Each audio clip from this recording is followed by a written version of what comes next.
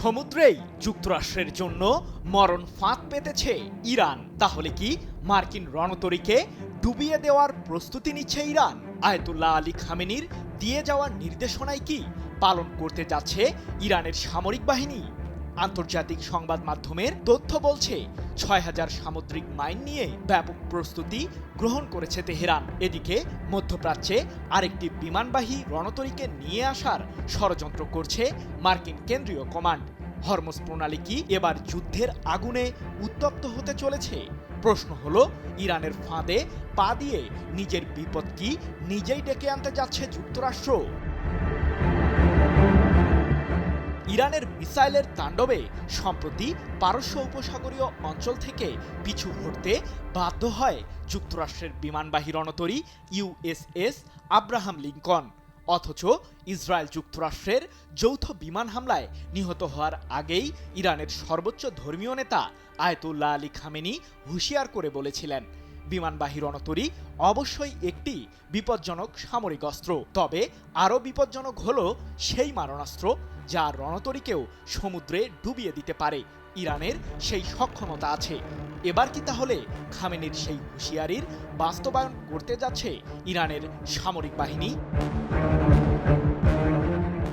মার্কিন গোয়েন্দা সংস্থাগুলোর ধারণা, হরমুজ প্রণালীতে ইরান সামুদ্রিক মাইন মোতায়েন করতে পারে, যার কারণে চরম বিপদের মুখে পড়তে পারে যুক্তরাষ্ট্রের মিসাইল বিধ্বংসী ডেস্ট্রয়ার সহ বিমানবাহী রণতরীগুলো।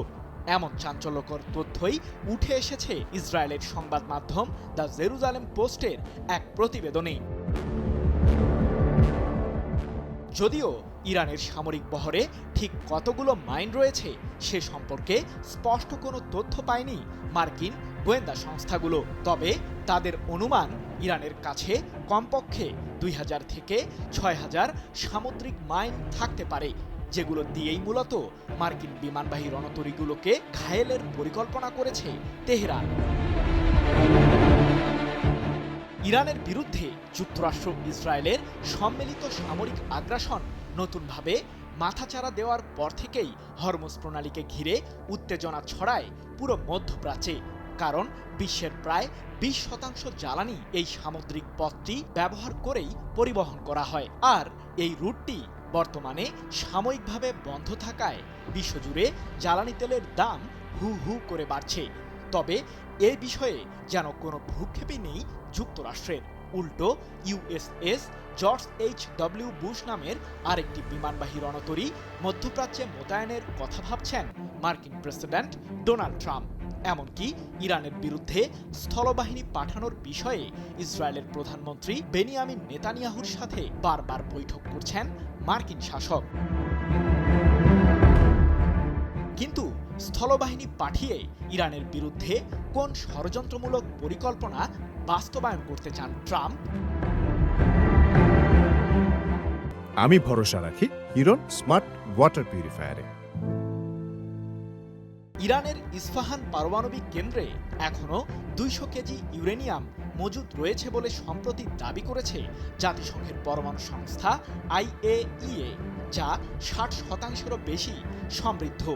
আর এই ইউরেনিয়ামগুলোকে নিজেদের আয়ত্তে নিতেই ইরানে স্থলবাহিনী পাঠাতে চায় যুক্তরাষ্ট্র। যদিও মার্কিন স্থলবাহিনীর জন্য অধীর অপেক্ষায় আছে তেহরান, সম্প্রতি এমন সতর্ক বাণীও দিয়েছেন ইরানের পররাষ্ট্রমন্ত্রী আব্বাস আরাকচি।